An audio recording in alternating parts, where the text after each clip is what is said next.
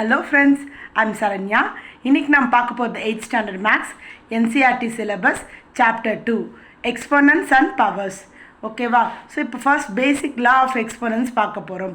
So law of exponents ஏற்கனவே நம்ம வந்து 7th பார்த்துருப்போம். அதோட பேசிக்ஸாக இங்கே கொடுத்துருக்காங்க. ஸோ பேசிக்ஸ் ஃபார்ம்லாம் பார்க்கலாம். a power m into a power n equal to அப்படின்னு கொடுத்துருக்காங்க. a power m plus n. இது எப்போ நம்ம ஃபைண்ட் அவுட் பண்ணுறோம் அப்படின்னு பார்த்தீங்கன்னா both the base are equal. ரெண்டு பேஸும் என்ன இருக்கணும்?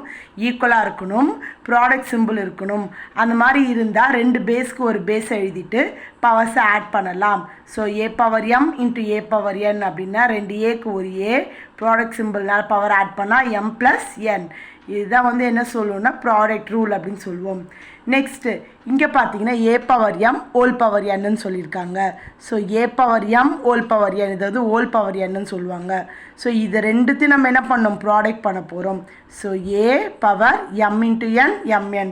ஸோ இப்போ 5 இங்கே m பதிலாக 5 இருந்து இங்கே 6 இருந்துச்சுன்னா 5 into 6 30. 5 6 13 ஒரே ஆன்சர் எழுதிடும். ஆல்ஃபபெட்டில் இருக்கிறதுனால 2 வந்திருக்கு. இப்போ தேர்ட் ஒன் பாருங்கள். ab whole power m. இங்கே ஒரு வேல்யூ இன்சைடு ஒரு பவர் அவுட் சைடு ஒரு பவர். இங்கே பார்த்தீங்கன்னா ரெண்டு வேல்யூ ஹோல் பவர். ரெண்டு வேல்யூ ஹோல் பவர்னால் இந்த பவர் ஏக்கும் வரும் பிக்கு வரும். அப்போ ab ஹோல் பவர் mனா a power m into b power m. Clear? இப்போ நெக்ஸ்ட்டு பார்த்தீங்கன்னா a by b whole power எம்னு சொல்லி கொடுத்துருக்கோம். ஃப்ராக்ஷனில் a by b whole power m. எந்த நம்பர் வேணால் இருக்கலாம். ஏன்றது ஒரு நம்பர், பின்றது நம்பர். ஹோல் பவராக இருந்தால் அந்த பவர் நியூமரேட்டர்லேயும் வரும், டினாமினேட்டர்லேயும் வரும். அது எப்படி எழுதலாம்? a power m by b power m. Clear? Next இப்போ பார்த்தீங்கன்னா ஜீரோ எக்ஸ்போனன்ஸு.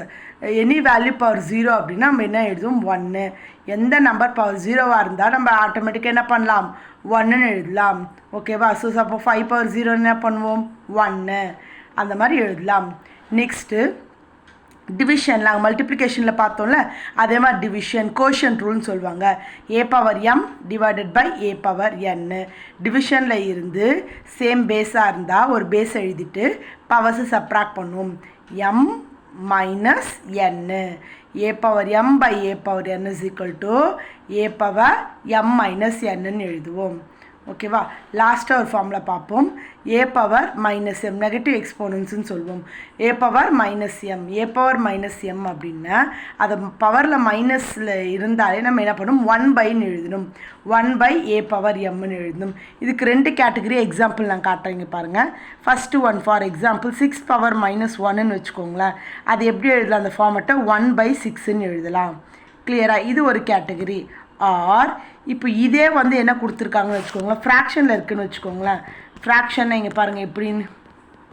ஃப்ராக்ஷன் அப்படின்னா இதே வேல்யூ இப்போ நான் 1/2ன்னு கொடுக்குறேன்னு வச்சுக்கோங்களேன். ஹோல் பவர் என்ன கொடுத்துருக்கேன்? -1 இப்படி கொடுத்துருக்கேன்னு வச்சுக்கோங்களேன்.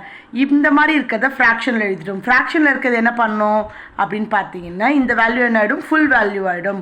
ஃபுல் வேல்யூவாக இருந்தால் ஃப்ராக்ஷனில் வரும். ஃப்ராக்ஷன்லேருந்து ஹோல் பவர் மைனஸ் வந்துச்சுன்னா ஃபுல் வேல்யூ மாறும். 2 பவர் 1. கிளியர்? தேங்க்யூ.